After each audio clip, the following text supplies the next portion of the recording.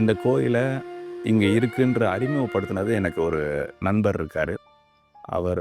அவரால் தான் இந்த கோயில் எனக்கு அறிமுகமாச்சு. இங்கே வரணும்னு தோணுச்சு. அப்பப்போ அவர் வியாழக்கிழமைனா இங்கே கண்டிப்பாக வருவார். அந்த நண்பரை தான் இப்போ சந்திக்க போகிறோம். உங்களுக்கு சர்ப்ரைஸாக இருக்கணும்னு தான் நான் சொன்னேன். ஐயா வணக்கம். வணக்கம் சார். வணக்கம் சார். அபிஷேக் சார், உங்களுக்கு தெரியாமல் இருக்காது. ஆனால் எங்களுக்கு ஒரு 20 வருஷம் நண்பர் அவர். ஸோ ஆன்மீகத்தில் எனக்கு நிறைய விஷயங்களை அவர் எனக்கு சொல்லியிருக்காரு. நமக்கு நிறைய இன்ட்ராக்ஷனில் ஆன்மீகத்தை பற்றி நிறைய பேசுவோம். இன்றைக்கி நம்ம பாபாவுடைய கோயிலுக்கு வந்திருக்கோம். ஐயா, இந்த கோயில் நீங்கள் சாய்பாபா பற்றி நிறைய சொல்லியிருக்கீங்க. நீங்கள் எங்கே இருந்தாலும் வியாழக்கிழமை தவறாமல் நீங்கள் எல்லா கோயிலுக்கும் போவீங்க. சாய்பாபா எங்கெங்கே இருக்காரோ, நீங்கள் இங்கே வந்ததுக்கு அப்புறமா ஈசிஆர் சைடு உங்களுக்கு குடிபெயர்ந்ததுக்கு அப்புறமா இந்த அக்கறைக்கு பாபாவை விடாமல் வந்துகிட்டே இருக்கீங்க. இங்கே வரதுக்கான அந்த காரணம் என்ன? இங்கே உங்களுக்கு என்னென்ன மாதிரியான அனுபவங்கள் நடந்தது, அதை பற்றி சொல்லுங்க. நான் இங்கே அக்கறைக்கு ஷிஃப்ட் ஆகிறதுக்கு முன்னாடி சென்னை வந்த புதுசு நான் பாம்பேக்கு ஆரம்பிச்சு. ஸோ அடிக்கடி ஷிரடி பாபா கோயிலுக்கு பாம்பேயில் போகிற வழக்கம், ஷிரடிக்கு போகிற வழக்கம். ஓகே, இங்கே வந்து 95 நான் வரும்போது என்னை இன்ட்ரடியூஸ் பண்ணது பைலாப்பூரில் ஒரு பாபா கோயில். ஆமாம் அப்படின்னு சொல்லி அங்கே போக ஆரம்பித்தேன்.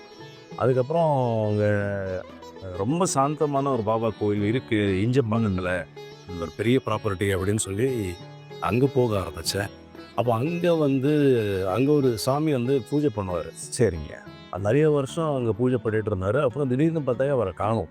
சரி, எங்கே போயிட்டாரு அப்படின்னு விசாரிக்கும் போது, இல்லை அவர் ஒரு பாபா கோவில் கட்டியிருக்காரு அப்படின்னு சொல்லி தான் அந்த கோவிலை தேடி வரும்போது பார்த்தாக்கா அவர் இங்கே இருந்தார், சாமி இங்கே இருந்தார். சரி. ஸோ அப்படி தான் இந்த பாபா கோவிலுக்கு நான் அறிமுகமானேன். பட் இங்கே என்னன்னா, எனக்கும் தெரியாமல் எந்த கோவிலுக்கு போனாலும் இந்த அளவுக்கு ஒரு ஈடுபாடு இந்த கோவில் மேலே ஏன் வந்ததுங்கிறது எனக்கு தெரியும்.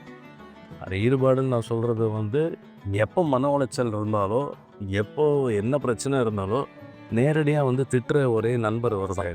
நான் சாமியை சொல்ல, பாபாவை சொல்வார். பாபாவுக்கும் எனக்கும் அடிக்கடி சண்டை நடப்போம். சரி.